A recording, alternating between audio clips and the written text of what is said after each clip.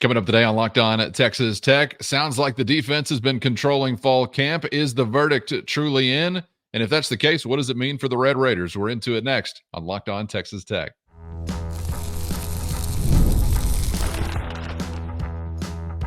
You are Locked On Texas Tech, your daily podcast on the Texas Tech Red Raiders. Part of the Locked On Podcast Network, your team every day. Great to be with you again on Locked On Texas Tech on the Locked On Podcast Network, your team every day, always free and available on YouTube or anywhere you get podcasts. And thanks as always for making us your first listen. Today's episode brought to you by FanDuel, and right now through September 22nd, all FanDuel customers can bet $5 and get a 3-week free trial of NFL Sunday Ticket from YouTube and YouTube TV. Visit FanDuel.com/lockedon to get started and to take advantage of that deal. With the only Chris Level, I'm Casey Cowan. Chris, great to be back with you, my man, and we are so close to a real game week that mock game week will be a descriptor that we'll use to kick off this week. And we're not the only ones. We'll hear from Red Raider head coach Joey Maguire touching on the upcoming schedule. And also want to get into a conversation with you today regarding one of the most important groups on either side of the ball for Texas Tech. And we're going to lump in cornerbacks and safeties together here in general, talking DBs, as you had some big shoes to fill. And we'll hear from secondary coach Marcel Yates as it relates to that progress that's been made so far through the fall. But first, let's get to Red Raider head coach Joey Maguire with another scrimmage now in the rear view. Went down Saturday night at Jones Stadium, and looking ahead to a little bit different of a schedule as ACU and the season opener is looming not too far away. The biggest thing is we came out healthy. We had a couple guys that we didn't scrimmage tonight. Taj Brooks was one of them, man. He's played so much football. Josh Kelly got a series, and then we let some of the other receivers go. Coy Aiken got a couple series. Caleb Douglas got a couple series. So we really, after that first, second series, we had a lot of the younger receivers, Micah, Tyson Turner, and then some of our vets that can play all kinds of positions. Brady Boyd had a really good scrimmage. Jordan Brown had a good scrimmage. But starting again, you got to talk about the physicality of the defense, how fast they're playing right now, how deep we are in defense. I mean, that's the biggest thing that shows up on the first two scrimmages is the depth on defense and how fast we are. So we'll start turning our attention to ACU. We'll go mock game week. This week we'll have a Tuesday and Wednesday won't be our normal practices. It'll be a little bit heavier because we're still in camp. We start school on Thursday, so really Thursday we'll really kind of start where we're coming out of camp, but we'll start working on ACU this week along with us just trying to keep getting better at what we do.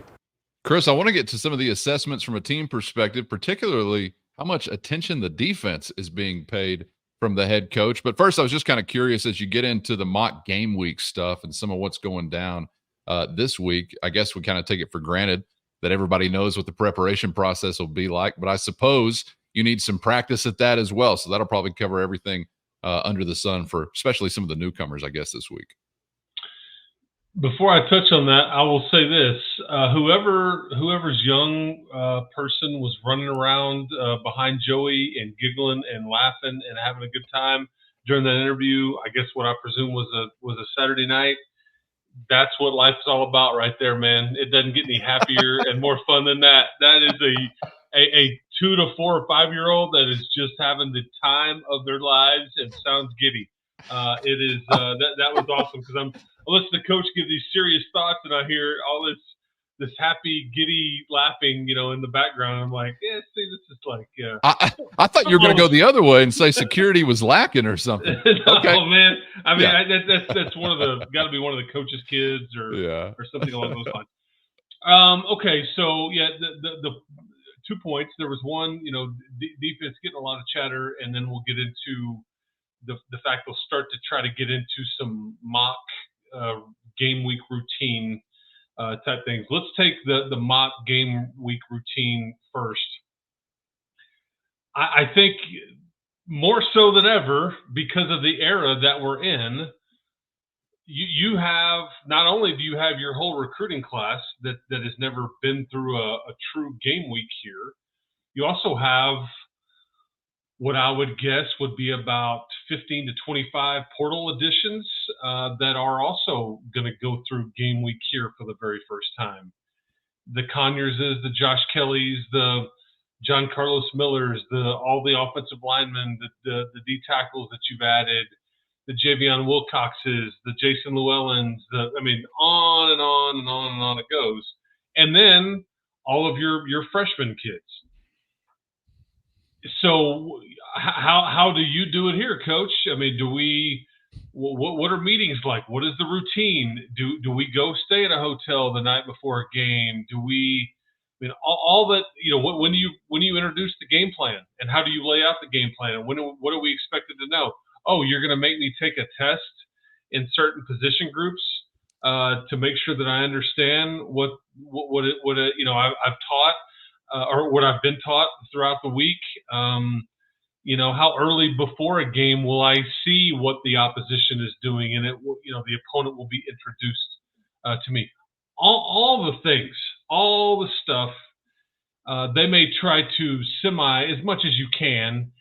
Now, do they take the entire team or the travel squad, as it would be, to the hotel and really run through that on Friday night this week? Take everybody to a movie like they will the following week. I don't know how far they go with it, but that's the kind of stuff you're talking about. That's exactly just so we get to the actual game week and there's nothing new to any of these kids about what is about to happen.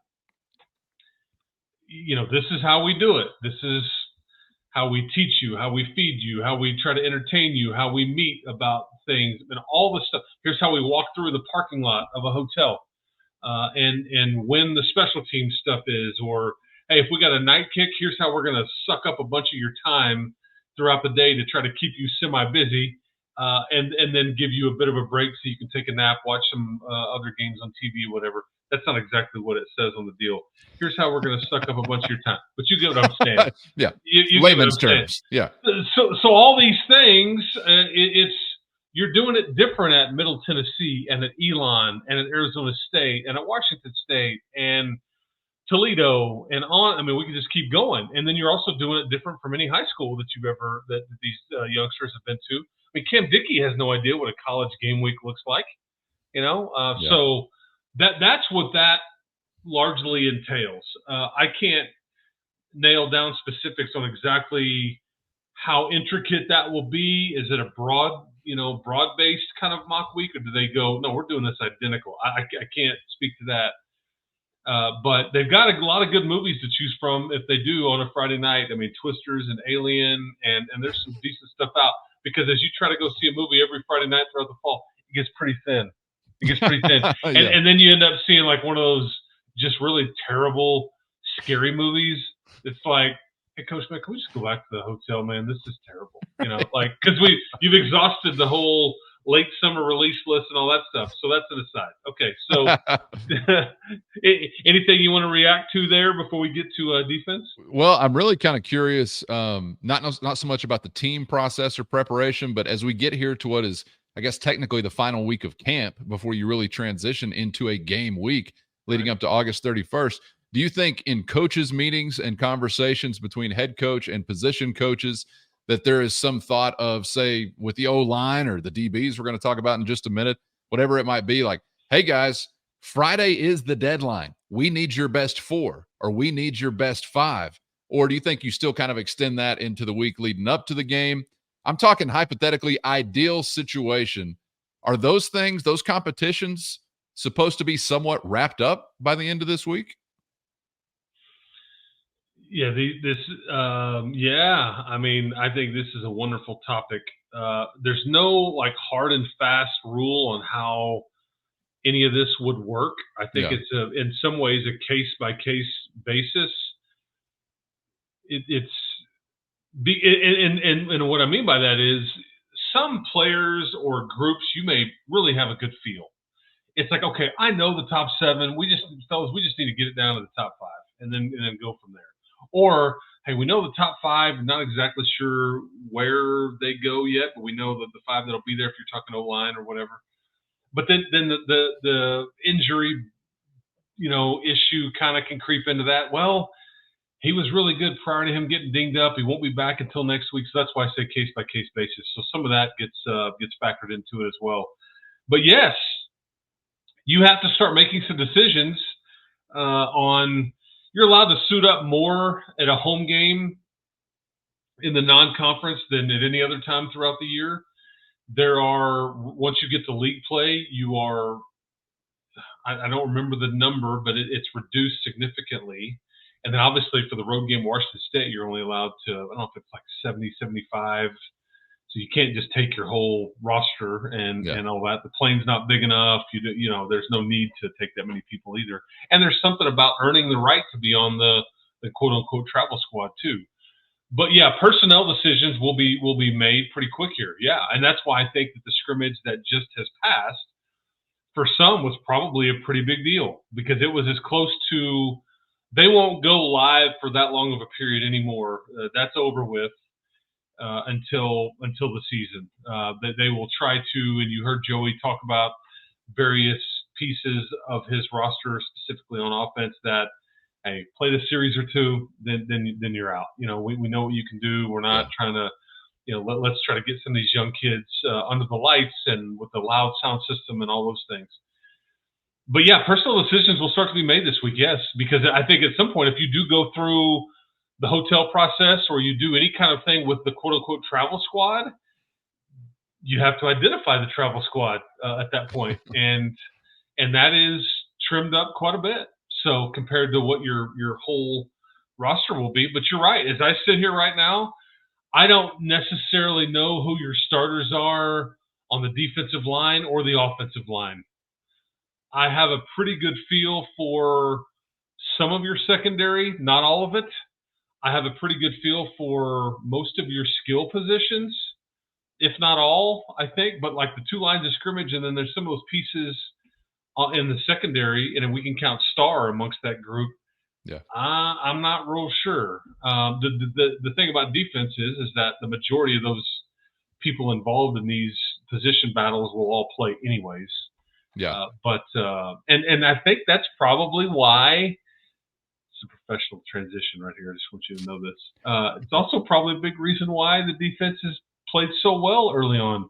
There is so much depth and competition and not much drop off from defensive lineman 1 to 7, defensive end 1 to 6, interior linebacker 1 to 4 or 5, corner from 1 to 4, however many we're talking about here. And I think that's probably, I think that one of the assistants said it best the other day, and this may be the theme for your team this year: strength in numbers. I just don't know how many draft picks you have. I don't know how many all-conference guys you have. However, I do think you have a lot of quality depth. Do you have any of the top 10 or 15 players in the league? I don't know if you do, but you're like 1 through 40 or 50 or 60 is a real meaty sweet spot to where there's not a lot of gap in between that group. And that hadn't always been the case. Would I much rather have a Tyree Wilson or a Jordan Brooks or a Taj Brooks on offense? Sure. You love those. Those are your dudes.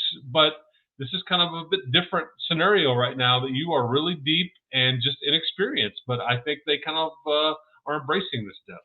I feel like you could be describing the conference that Tech plays in, the way that you're describing the team that we think Tech kind of has going into the season.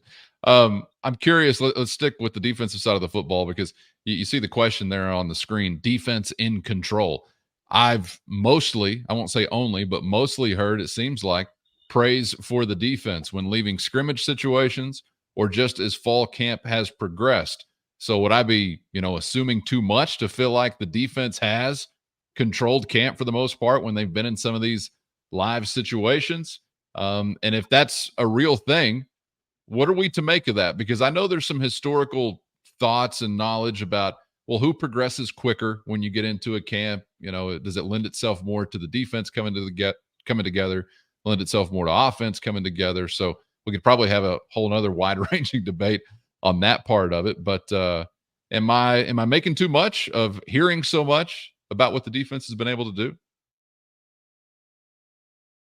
First, today's episode brought to you by FanDuel, and America's #1 sportsbook is shaking it up to kick off football season with an offer a football fan can't afford to miss. Right now, through September 22nd, all FanDuel customers can bet $5 and get a 3-week free trial of NFL Sunday Ticket from YouTube and YouTube TV. Then with the YouTube TV base plan, you'll be able to watch every regular season Sunday afternoon out-of-market game. All you need is a Google account and a current form of payment. And, of course, you can cancel at any time. Again, from right now through September 22nd, bet $5 and take advantage of a free 3-week trial of NFL Sunday Ticket from YouTube and YouTube TV. Just visit FanDuel.com/lockedon to download America's #1 sportsbook. Am I making too much of hearing so much about what the defense has been able to do?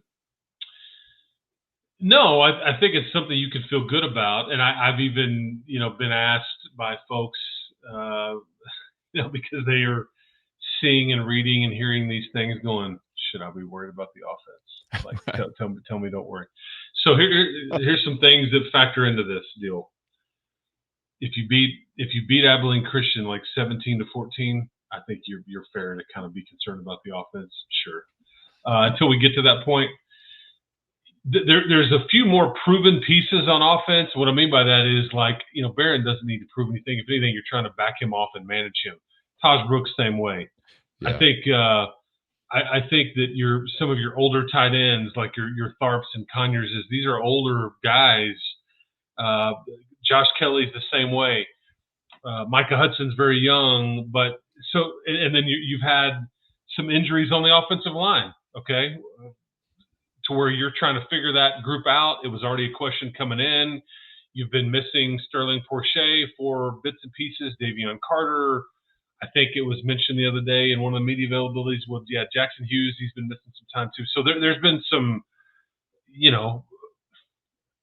issues up front right there. So you factor all that in, and then ultimately, Zach has always said this. I think he said this a couple of different times publicly. Hey man, I'm not trying to win a scrimmage. I'm not calling plays to try to, if you want me to because I even think he said this to Coach Maguire after one of the very first scrimmages, in their first year here. It's like, he's like, man, what's wrong with the offense? He's like, man, if you want me to game plan to win the scrimmage, which may not ultimately benefit our offense or the side of the ball or stuff that we need to work on, I can do that. But that's not what I'm ultimately trying. I'm trying to do things and hammer things maybe that we're not very good at, and we rep them so we do get better at it. But if you want to tweak it, or you want me to, whatever. So there's that component as well. And then I think that what we talked about defensively, I just don't think that could be understood. There's a lot of competition for playing time, and there's just not a lot of drop-off. I mean, I'll be really interested to see what Tim ultimately feels like he can go into a game with that he trusts. Because there's been times really in just the 2 years here where it's like, man, I'm about 15, 16 deep, maybe. Okay, so you got 11 starters, and then we only feel comfortable with 4 to 6 dudes after that. That's it, depending on availability that day. I mean, I think he's well into the 20s now, well into the 20s. And that's a fun problem to have.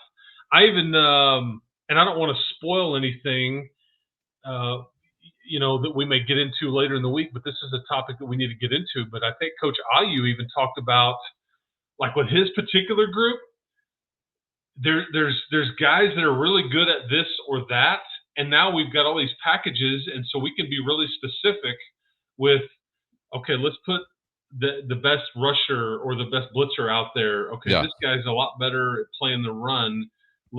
And there's a lot of those. So you have more pieces to work with, and you can of course, you would want one guy that's really good at everything. Jack of all trades, master of none type scenario. It makes it easier on the coach because you don't have to worry about divvying them all up. But I think they're trying to view this depth and these skill sets in a way that benefits them. And so I think that they're going to placate to that depth quite a bit and embrace it. And that's maybe what's factoring in here to their early season success. Hey man, I'm here for it. They want to go out there and start, really Fluster, Maverick MacGyver, and whoever Washington State and then North Texas trots up there, sign me up, man. Let's go. I think you're making some good points about the context of how the balance can kind of swing. Balance of power can kind of swing between an offense or a defense within fall camp. Of course, there are some Texas Tech specific ones as it relates, again, to maybe some of the shuffling along the offensive line. But you're right, and it's probably not something I've thought about enough. In that an offensive coordinator is probably not sitting there in his office prior to the scrimmage thinking, all right, where can I exploit this defense? How can I attack Tim DeRuyter? It's more like I want to put my guys in certain situations to work on things I want to work on. And I think it's another great point you make. Some of those situations are probably spots where maybe our offense hadn't been very good so far, and that's why we're obviously working on them. It's kind of hard to tell. I don't know, but I do know that it really seems like the defense is, for the most part, been the headline, at least in some comments from some of the coaches and following the scrimmage stuff. So what to make of it, we'll have to wait to find out till August 31st. And beyond that, by the way, because I don't know how much there is to learn August 31st, even when you're welcoming in Abilene Christian. We'll stick with the defensive theme to wrap up our conversation, because I want to get into one of these groups. It's obviously really interesting. There are several that are interesting because you're trying to fill some big shoes and a lot of experience.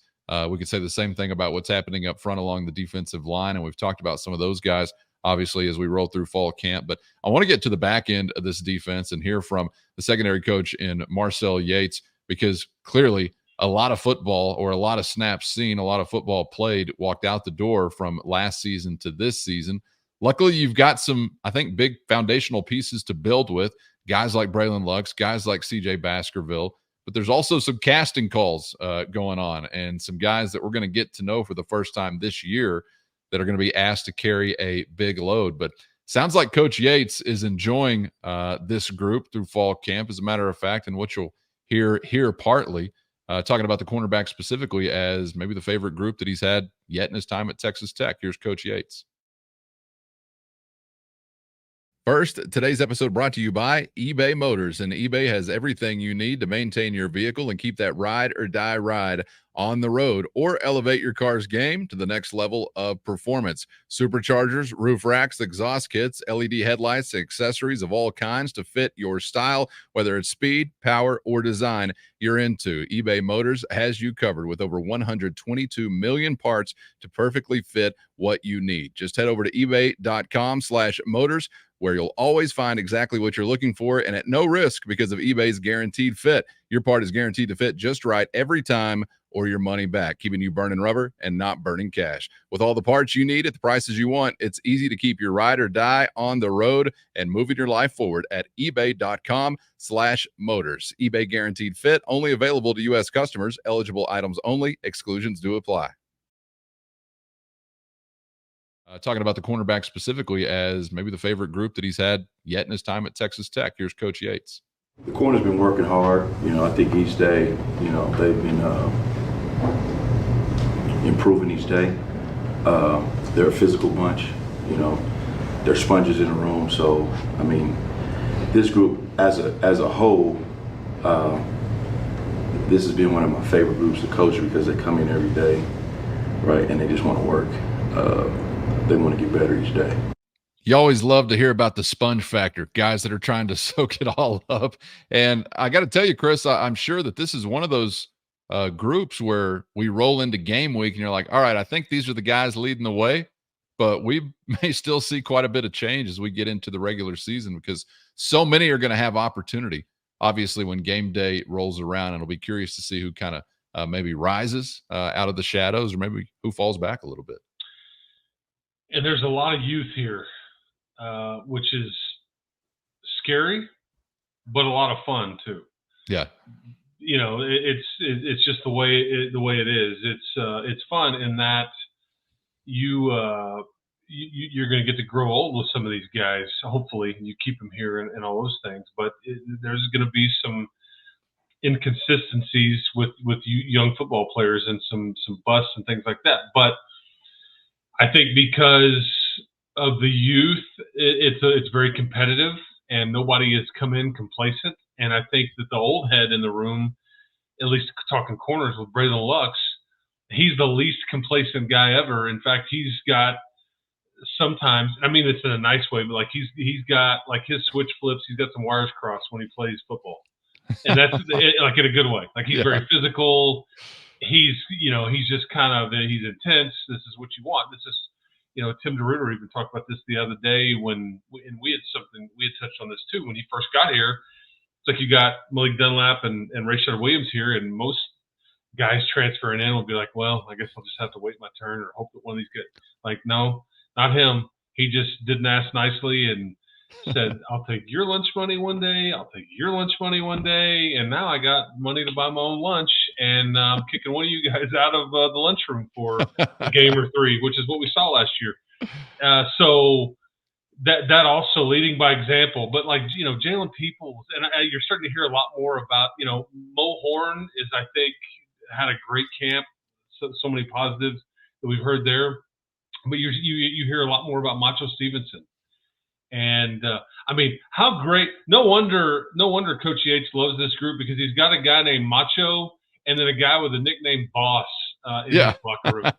I mean, like in his meeting room, whatever. Like, dude, you got a B-Lux, you got a Mo Horn, you got a Boss, you've got a Macho. I mean, you kidding me? I mean, this is like all name type team, and they're all playing the same position. So. I feel pretty good about it. Again, you just have to understand there's going to be some mistakes made. I will worry about this group going up to Pullman, Washington, because I know that OC, I know what they do. I know what their bread and butter is going to be, and it's going to be trying to throw the ball all over the lot. So if there's, anything that may be a hiccup, it could be that position, but it's why it's also good to hear that they've been so solid and they're so healthy, nearly to the end of fall camp now. I'm glad you mentioned the youth component, because Coach H was also asked sort of about the next wave and some of those guys that are beginning to show out a little bit and get on the radar. And it seems like one in particular really on the radar. Some of these names we mentioned. Let's take another listen to Coach Yates. Corner-wise, besides Mo and Lux, you have Macho Stevenson. He's been improving. Jaylen Peoples is one that, he's flashing. I think over the years you've seen him mature. I think he understands the system better. He's working hard. He's the first one in the meeting room now, and so you just kind of watch him kind of grow into a young man, into a grown man, so over the years. And then Devin Cromwell, is a guy that, we've been playing him both at corner and at safety, so he's one that's doing them both. And, he's older, so he's one you see the flash plays as well. And so as he continues to grow, he'll be a player for us. He mentioned a few names there, Chris, but it seemed like he really perked up when talking about Jaylen Peoples, a guy that's been on our radar this offseason, and sounds like someone that really may factor in more than anticipated, at least leaving last season. Yeah, it's one of those Cedar Hill boys, one of those very first players that committed to Joey when he got the job at Texas Tech. And so if anything, there's a soft spot there for Coach Maguire, but I think Jaylen has done a really good job of growing up and maturing over the last 6 to 12 months in what it takes to be a college player. And it's not just on the field, it's all the things that kids have to deal with. And I think that he's now, got, hit a certain spot in his career to where it's really, his life is well organized and he's got a good feel for everything. And that's why it's starting to really click for him on the football field. And I mean, Jaylen Peoples could start a handful of games this year. I mean, if that shouldn't shock anybody. Devin Cromwell is also a name. I mean, we're talking about Coach Yates' room. I mean, Devin Cromwell was the guy like, man, Coach, they're not allowed to like go in motion and get a run and start before we got to cover them. Right. No, Devin, they're standing still just like you are. Man, I got that. That's easy. So what a great room. What a great room. Macho Stevenson is maybe the name that people need to, because keep in mind, Jaylen Peoples, he's only played in like 5 games. Okay, he's a sophomore. This is why I'm talking about how inexperienced you are. Mo Horn has played in 10 career games. But if you want to listen for the knock at the door, it's somebody like Macho Stevenson starting to push his way through as a redshirt freshman and just kind of on that fringe. This is some of these really good recruiting class type guys that we're now starting to talk about that we're going to talk about their names for many, many years, hopefully around here. But yeah, you feel a little bit better about it. Coach Yates certainly showing a lot of confidence in that corner room. And I think it was Coach DeRuiter that said after the first scrimmage, what was your big takeaway? Well, we didn't let anybody throw the ball over our heads, so that was good. We opened up, gave up a few runs here or there, but what you hear him saying is there weren't any big pass plays. So, again, while there's a negative, there's a positive. The positive is your corners didn't get beat over the top, or your safeties didn't get beat over the top. I will take that. That is certainly a positive. Yeah, no doubt. And that's going to be one of those spots that I think we're paying the closest attention to, one of a few, whenever you kick the season off, because if you really want to be the defense you hope to be or the team you hope to be, you'll have to have some of these things click, obviously at a premier spot like cornerback or elsewhere within the defensive secondary. But exciting to think about some of that youth showing up, and at a time where it's probably about time for some of that to show up. Some may be ahead of schedule, some still a little green, but no time like the present to get on in and make an impact. So hopefully we see that in a positive way this year. Okay, mock game week for everybody else as well. So maybe you have a Miller Lite at 9 a.m. sometime this week, if possible. Just get the livers ready, boys, because it's just around the corner when we're going to be doing it for real. Chris, you and I will continue with our routine as we keep our muscles loose and ready to roll for podcasting throughout the year. There is no off season for us, so we're still in great shape, I think. Appreciate your time as always, man. And we'll get back with you on the other side. Absolutely. We got football coming up this weekend, so we're almost there. But yeah, enjoyed it. Hope everybody enjoys their Monday. We will talk to you tomorrow. And also, huge thank you to the folks that got us to 5,000. Oh yeah. When Cowan and I started this bad boy, we weren't sure where the wind was going to blow this thing. But hopefully we're looking at 6,000 very, very soon. So man, we certainly appreciate everybody that watches, listens, and is a part of this thing from the get-go. That's right. Don't cost you nothing. It's free. You get your money money's worth in the first 5 minutes. The rest is on the house. So thank you so much to those subscribing on YouTube or anywhere you get podcasts. Continue to do so you never miss an episode. And always appreciate being your first listen. For your second listen, check out Locked On College Football right here on the Locked On Podcast Network, also on YouTube or anywhere you get podcasts. For Chris, I'm Casey. Thanks for being out there, and we hope to see you back for the next round on Locked On Texas Tech.